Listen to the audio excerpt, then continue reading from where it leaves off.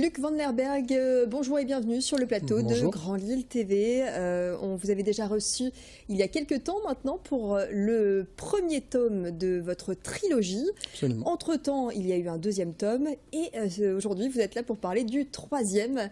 Alors, on va tout de suite voir la jaquette de ce troisième tome, Le Temps de Dieu de Luc Vanderberg aux éditions Le Héron d'Argent. Alors pour essayer de comprendre un petit peu de quoi il s'agit, tout d'abord, Luc Vanderberg, il s'agit là d'Heroic Fantasy. Rappelez-nous un petit peu de quoi il s'agit. Alors le registre littéraire d'abord c'est celui de Tolkien, c'est celui de Game of Thrones, donc toute une littérature en fait dans laquelle on invente un monde complet. Et donc j'ai ma mythologie entre guillemets avec mes peuples, avec mon univers, et puis je plonge un personnage qui s'appelle Artamios là-dedans et qui va se réveiller au début du premier tome. Évidemment il va évoluer ensuite, mais tout d'abord blessé, amnésique, et donc est confronté à une forte hostilité des puissants du monde. Du monde que j'ai créé, et donc il va devoir essayer non seulement de comprendre qui il est, mais aussi pourquoi on le pourchasse et pourquoi on lui en veut autant. Donc ça, c'était Artamios qui arrive dans un univers qu'il ne comprend pas, qu'il ne connaît pas, c'était dans le premier. Au fur et à mesure, donc l'histoire a évolué. Où en est-on dans celui-ci, dans Le Temps de Dieu ? Alors, dans Le Temps de Dieu, d'abord il s'est passé un tome entre les deux, c'est-à-dire que Artamios est devenu un petit peu un grain de sable qui va perturber un petit peu l'équilibre politique de ce monde, puisque ce monde était dirigé par les humains, était dirigé par une caste de magiciens. Artamios va un petit peu chambouler un petit peu tout ça. Un certain nombre de peuples qui étaient opprimés vont se réveiller, vont l'accompagner pour combattre.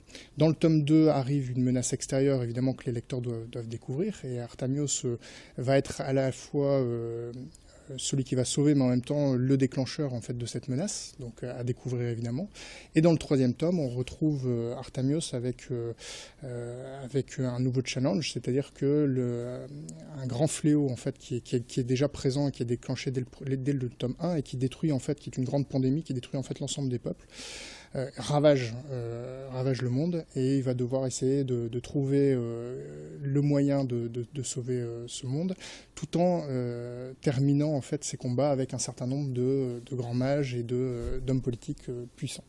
Alors, il faut bien sûr avoir lu les deux premiers, voilà, c'est quand même mieux, mais si on les a lus il y a un petit bout de temps maintenant, vous avez dans le troisième tome résumé le tome 1 et le tome 2 pour un petit rappel, et puis à la fin, on retrouve aussi un lexique, donc ça c'est important pour vous, parce que c'est vrai que c'est un monde assez complexe, vous avez beaucoup d'imagination, c'est important pour vous de donner des repères à vos lecteurs. Alors, les lecteurs, en général, ne sont pas perdus parce qu'on rencontre les personnages au fur et à mesure, donc on apprend à les connaître, on apprend à retenir leurs noms, mais bien sûr, quand on laisse un livre il y a un an de différence entre la sortie du tome 1 et du tome 2, se retrouver avec des noms un peu étranges, et de nouveau dans le troisième tome, bah oui, il vaut mieux un petit lexique qui permet au lecteur, très simplement, s'il en a oublié un, d'aller vérifier de qui je suis en train de parler. Alors Luc Vanderberg, pour la petite présentation, vous êtes consultant en RH, en ressources humaines, on va dire le jour, et puis vous êtes écrivain la nuit, c'est un peu ça votre vie ? C'est ça, la nuit, les week-ends, voilà. Là, vous avez mis 2 ans pour écrire ce troisième tome, Le Temps de Dieu. 2 ans pour un pavé comme celui-ci, c'est quand même assez rapide. J'ai envie de dire. Oui, ce qui est plus difficile, c'est surtout de trouver les idées, le fil directeur d'un livre. Ensuite, on imagine, donc ça se fait sans avoir besoin de travailler, c'est sous la douche, le soir avant de s'endormir, on imagine un petit peu les personnages, ce qu'on veut mettre dans les personnages, parce que quand on fait une littérature comme celle-là, c'est pas qu'une histoire d'aventure, il y a des messages qui évidemment on passe, et donc chaque personnage porte un petit peu quelque chose, c'est ça qui est difficile de mettre en place. Ensuite, il y a l'écriture. Bon, l'écriture, après, c'est se consacrer un peu de temps, et puis on avance, quoi. Non, 2 ans, ça va pour écrire. Vous parliez tout à l'heure de Games of Thrones, du Hobbit, de Tolkien notamment. Jules Verne également, ça fait partie de vos inspirations. C'est tout ce qui développe votre imagination. Oui, pour moi, Jules Verne est un des premiers écrivains d'Heroic Fantasy. En fait, j'ai deux grands auteurs. Pour moi, c'est Jules Verne et Dumas. parce que Dumas, dans la capacité à écrire quelque chose d'épique et dans la capacité à mettre dans ses personnages quelque chose de fort, c'est pour moi un maître. Et donc j'ai essayé, pas d'imiter, mais de rendre hommage en tout cas à ces deux grands auteurs, à ma petite mesure évidemment. Mais...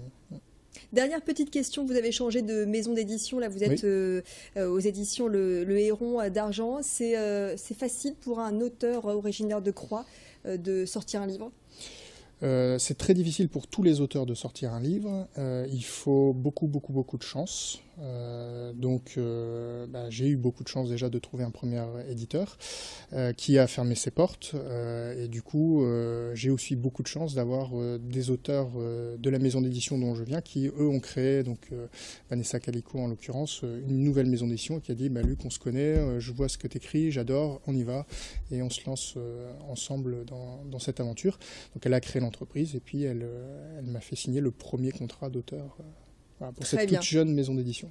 Merci beaucoup en tout cas Luc Vanderberg de nous avoir éclairé sur ce 3e tome, Le Temps de Dieu, aux éditions Le Héron d'Argent. Et puis plus d'infos également sur www.artamios.fr.